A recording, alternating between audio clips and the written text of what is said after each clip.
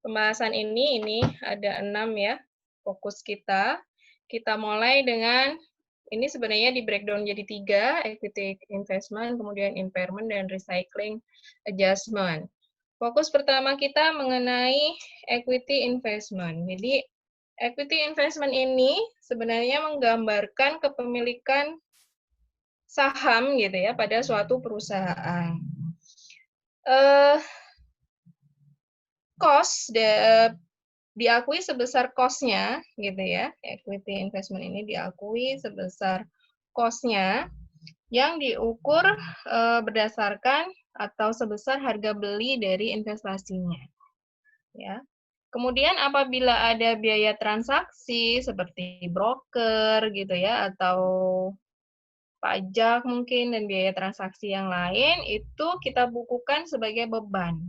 Jadi tidak menambah cost dari investmentnya, tapi kita bukukan sebagai beban. Ya, kemudian perlakuan akuntansi untuk equity investment ini ya ditentukan oleh seberapa besar pengaruh investor, kita sebagai investor, pemilik investasinya, terhadap pengelolaan perusahaan atau terhadap manajemen perusahaan. Ya. Seperti pada tabel, di sini kalau kita lihat ya, tabel yang muncul, biar besar tampilannya. Nah, seperti pada tabel, nih ya, secara equity investment ini berdasarkan pengaruh dari investor terhadap manajemen bisa kita bagi menjadi 3 kelompok. Yaitu yang pertama equity investment dengan tanpa pengaruh atau pengaruhnya kecil sehingga dianggap pengaruhnya tidak signifikan gitu ya. Ini adalah untuk investasi saham dengan besaran kepemilikan kurang dari 20%. Ya. Kemudian kelompok yang kedua adalah equity investment dengan pengaruh yang signifikan, yaitu dengan persentase kepemilikan antara 20-50%. Dan kelompok yang ketiga adalah untuk kepemilikan lebih dari 50%. Nah, bagaimana perlakuan akuntansinya? Yang pertama, untuk pengaruh tidak signifikan atau kepemilikan kurang dari 20%. Ya. Investasi ini bisa kita kelompokkan menjadi 2, yaitu yang diukur ya berdasarkan perlakuan akuntansinya ya. Yang diukur berdasarkan fair value through profit or loss, FVTPL gitu ya, yaitu untuk equity investment yang berjenis trading dan non-trading yang tidak memilih opsi fair value OC. Oke. Dan yang kedua adalah jenis non-trading yang memilih opsi fair value OC akan diukur berdasarkan fair value OC, tapi sifatnya no recycling. Berbeda dengan debt investment kemarin ya. Kalau debt investment, fair value OC untuk HFCS itu dia recycling. Sedangkan untuk equity investment, no recycling. Bisa dipahami? Kemudian kita kupas satu-satu. Untuk trading dan non-trading yang tidak memilih fair value OC, ya, kita akan perlakuan akuntansinya yang pertama, karena dia diukur berdasarkan FVTPL, kita akan membuat jurnal penyesuaian fair value-nya. Pasti ya. Unrealized gain or loss-nya dicatat di laba rugi. Artinya, penyesuaian fair value kita catat pada akun unrealized gain or loss income. Pada fair value adjustment-nya.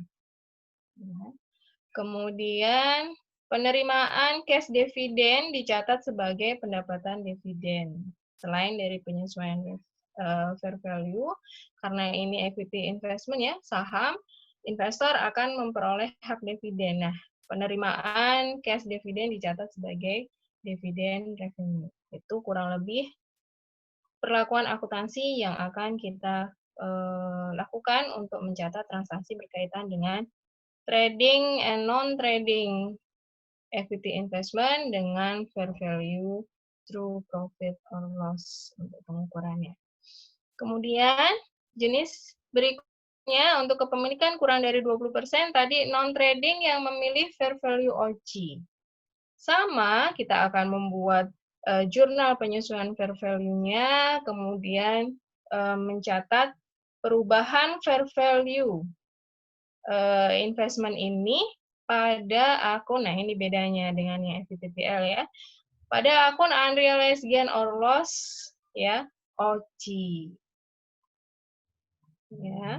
Kemudian saat penjualan dicatat dulu unrealized gain or loss pada OC-nya, kemudian baru buat jurnal penjualan sesuai harga jualnya. Nah, inilah kenapa disebut no recycling. Paham ya? Kemudian perbedaannya lagi, kalau yang trading tadi, gitu ya, pengukuran atau penyesuaian fair value-nya bisa dilakukan portofolio. Sedangkan kalau yang non-trading fair value OC ini tidak bisa. Dia harus per instrumen investasinya, karena penyesuaian fair value akan langsung menambah atau mengurangi ya saldo investasinya. Oke, paham ya? Ini untuk equity investment kepemilikan kurang dari 20%. Berikutnya, kita lanjutkan untuk equity investment dengan kepemilikan 20% sampai 50%. Memiliki pengaruh signifikan terhadap pengelolaan perusahaan atau manajemen perusahaan, gitu ya.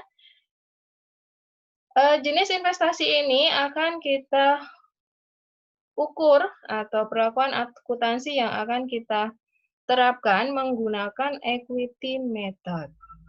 Dia dicatat sebesar cost-nya, tidak ada penyesuaian fair value, ya.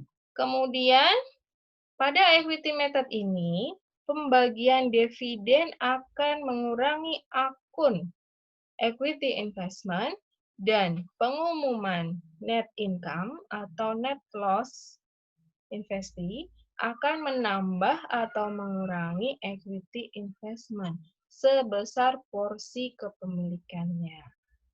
Gitu ya, misalkan nih perusahaan investee mengumumkan 1 juta untuk net income-nya. Kepemilikan dari investor adalah 25%, maka dia bisa mengakui ya penambahan investasi atas pengumuman net income dari perusahaan investasi yang dia investorkan sahamnya ini sebesar 25% kali 1.250.000. Begitu ya. Jadi sebesar porsi kepemilikannya.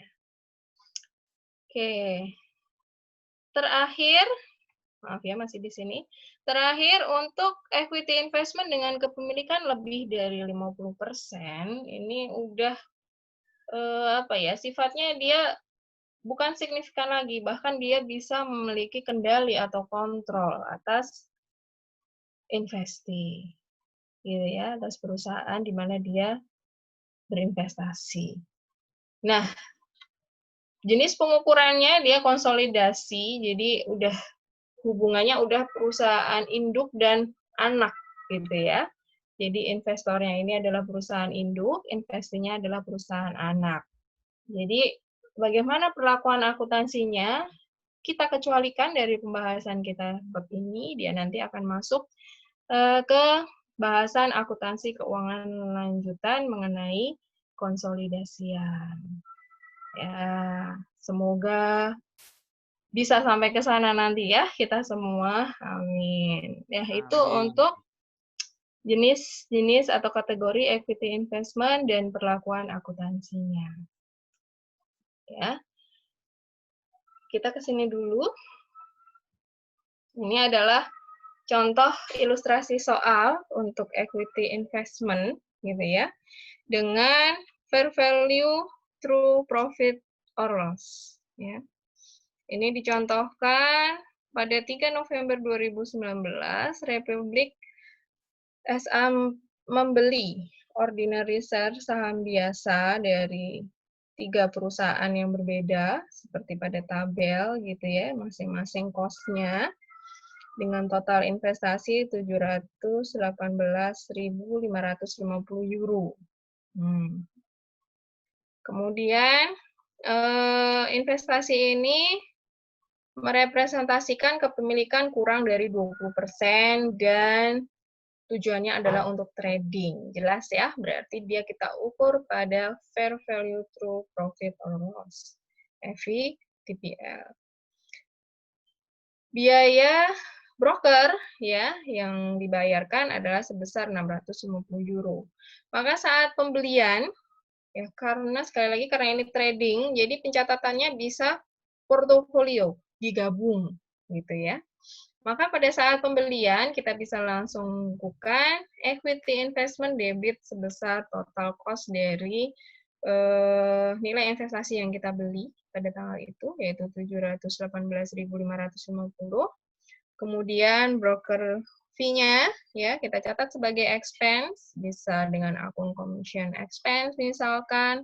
Kalau di sini pakai brokerage fee gitu ya, 650 euro.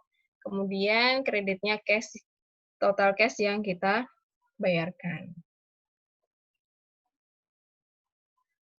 Ya. Kemudian yang kedua adalah jurnal penerimaan dividen. Misalkan pada 6 Desember 2019 menerima dividen dari Nestle sebesar 4.200 euro. Maka kita catat cash debit kan terima ya, udah terima ya. Cash debit pada dividen revenue 4.200 ya. Kemudian kondisi portofolio saham yang dimiliki per 31 Desember seperti pada tabel, ada perubahan fair value-nya ya. Di sini kan carrying value dari masing-masing investasi yang dimiliki oleh Republik ini, kemudian nilai fair value-nya sehingga kita bisa menghitung ya perubahan fair value dari masing-masing investasi, kemudian kita gabung total sehingga menghasilkan gitu ya perubahan total dari portofolio trading investment ini adalah 35.550 di sisi kredit. Ya, saldo fair value adjustment sebelumnya 0 sehingga pada tanggal ini kita akan mencatat penyesuaian fair value ya dengan mengkredit fair value adjustment, debitnya unrealized holding gain or loss income sebesar 35.550. Nah, itu kurang lebih satu siklus untuk pencatatan equity investment. Ya. Kalau misalkan pada tahun berikutnya, tanggal 23 Januari 2020, Republik menjual seluruh saham Burberry dan menerima cash sebesar 287.220 euro, maka kita bisa menghitung gain or loss dari penjualan investasi ini dengan membandingkan cost dari investasi dengan harga jual. Cash yang diterima dari penjualan investasi tersebut. Maka di sini selisihnya harga jualnya lebih tinggi dari cost-nya sehingga perusahaan untung sebesar 27.520. Maka kita buat jurnal penjualan investasi ini dengan mendebit cash sebesar cash yang diterima 287.220, kemudian equity investment karena dijual semua ya, kita kredit sebesar saldo cost-nya, ya, besar carrying value-nya atau cost dari nilai investasi ini 259.700 dan mengakui adanya gain on sale of investment sebesar 27.520. Ya, ini untuk jurnal penjualan. Karena dia FVTPL, jadi gain or loss-nya langsung diakui saat titik penjualannya. Kemudian, asumsikan pada tanggal 10 Februari, ya, Republik membeli investasi di perusahaan Continental Trucking senilai 255.000 ya, berupa 20.000 lembar saham biasa dengan par value 12,75 euro. Ditambah biaya broker 1.850. Nyatetnya gimana nih? Cash. Oh, salah. Equity investment debit sebesar ini ya, harga belinya. Kemudian brokerage commission expense 1.850 dan kreditnya cash sebesar 256.850. Itu jurnal pembeliannya ya. Kemudian pada 31 Desember 2020 ya, ini penyesuaian fair value seperti yang udah kita bahas. Jadi karena dia portofolio, fair value adjustment-nya harus memperhitungkan saldo ya pada periode sebelumnya. Gitu ya. Misalkan di sini sudah dihitung ini ya, bahwa total fair value adjustment untuk tahun ini adalah 66.100 di sisi debit. Saldo periode sebelumnya 35.550 di sisi kredit. Maka pada tanggal 31 Desember 2020 ini kita akan membukukan fair value adjustment debit sebesar 101.650 euro. Supaya saldo akhir dari fair value adjustment-nya menjadi sebesar 66.100 di sisi debit nanti ya. Kreditnya unrealized holding gain or loss income. Paham ya? Penyajiannya, equity investment disajikan sebesar neto setelah dikurangi fair value adjustment nih ya. Jadi sebesar fair value-nya 779.950. Kita tidak memunculkan akun fair value adjustment ya pada laporan keuangan. Jadi tidak dimunculkan di sini. Kemudian pada income statement dan OCI gitu ya. Ini ada gain dari penjualan. Penjualannya tadi tahun 2020 ya. Ya, anggap saja begitu ya. Iya, Januari ya. Ada gain, kemudian unrealized holding gain or loss dari tadi penyesuaian fair value adjustment. Tidak ada yang dilaporkan di OCI ya untuk FVTPL. Kita lanjut untuk equity investment fair value OCI. No recycling. Nah, ini contohnya. Pada 10 Desember 2019, ya, Republik membeli 1.000 saham biasa pada Hawthorne Company dengan harga 20,75 euro per lembar saham. Jadi total cost-nya 20.750 euro ya. Investasi ini merepresentasikan kepemilikan kurang dari 20%. Hawthorne adalah sebuah distributor dari Republik, produk dari Republik, gitu ya, untuk lokal wilayah tertentu, gitu ya. Kemudian, the law of which require a minimum level of share ownership of company in that region. Jadi, berarti dari sini bisa kita simpulkan sifat dari investasi ini nggak mungkin trading. Karena, gitu ya, Republik ini harus mempertahankan gitu ya, mempertahankan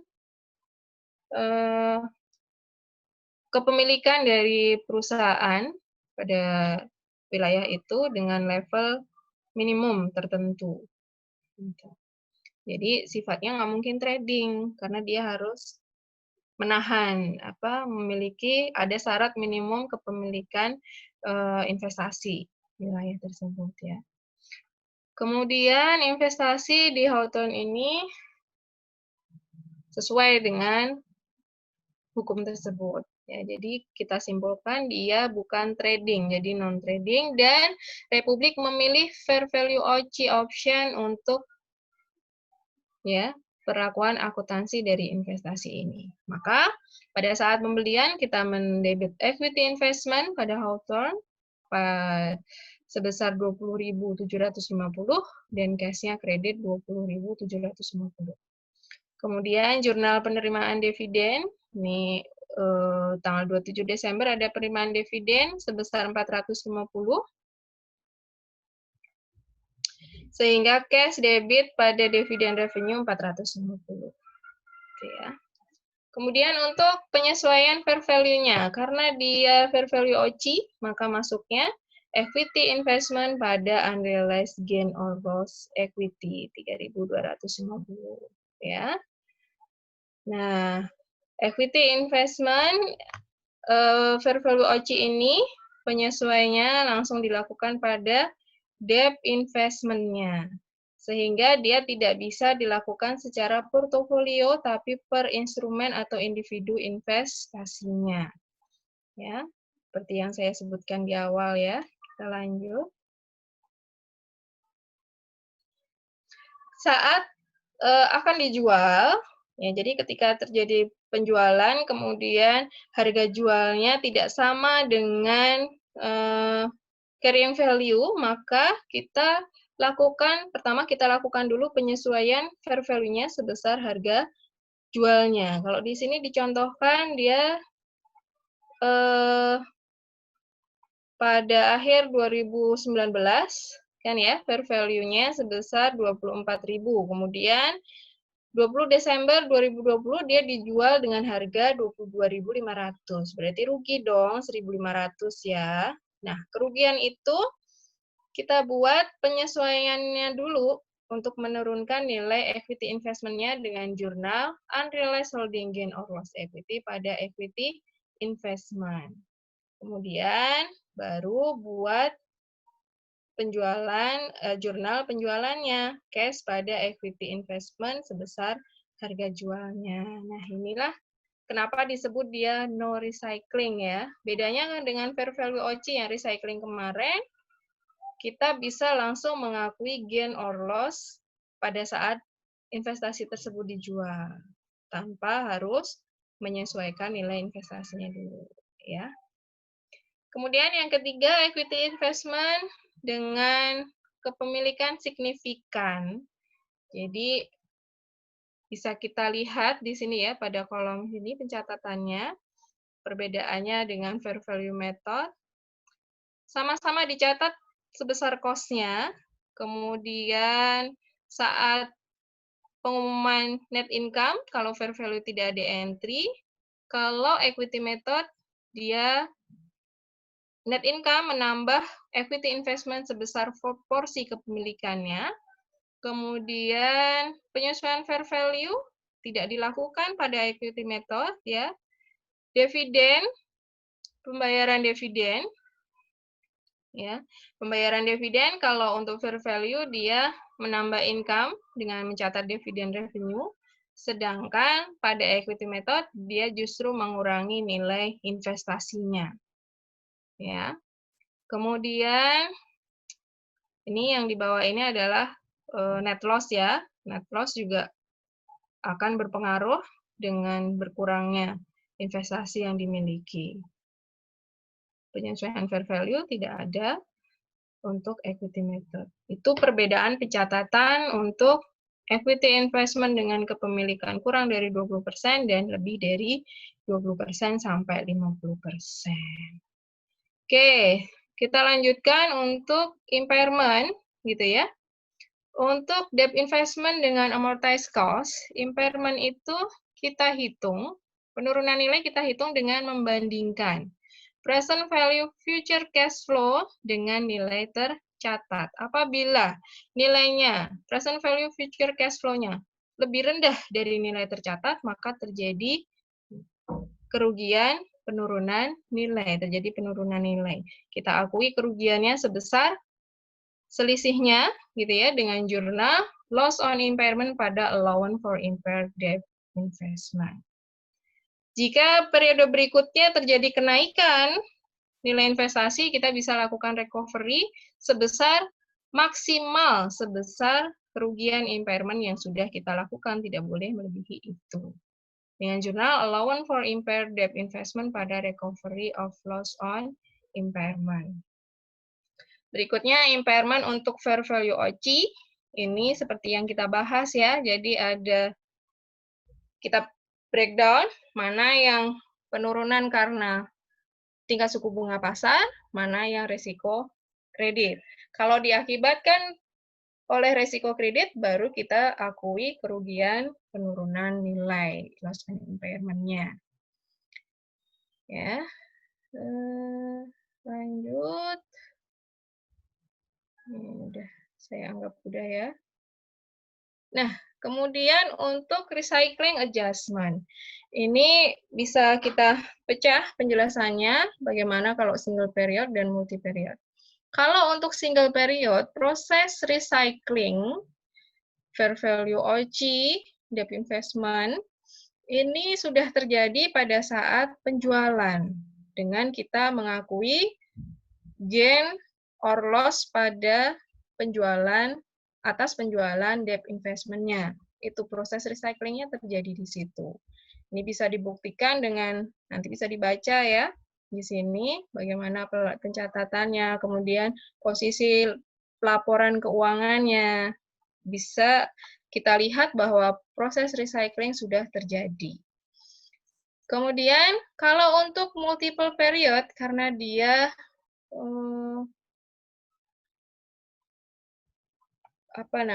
berkaitan dengan periode sebelumnya gitu ya. Kemudian berkaitan dengan portofolio misalkan gitu ya, banyak gitu ya. Maka perubahan dari fair value dan proses recycling-nya, proses recycling adjustment dari perubahan fair value OCI ini ya, yang sudah terklasifikasi ke net income, itu harus dijelaskan dalam catatan atas laporan keuangan. Itu. Jadi harus dijelaskan proses recycle-nya dalam catatan atas laporan keuangan. Seperti pada slide terakhir ini, gitu ya. Ya, itu mungkin itu saja sedikit review materi dari saya. Semoga bisa cukup membantu untuk lebih memahami gitu ya materi.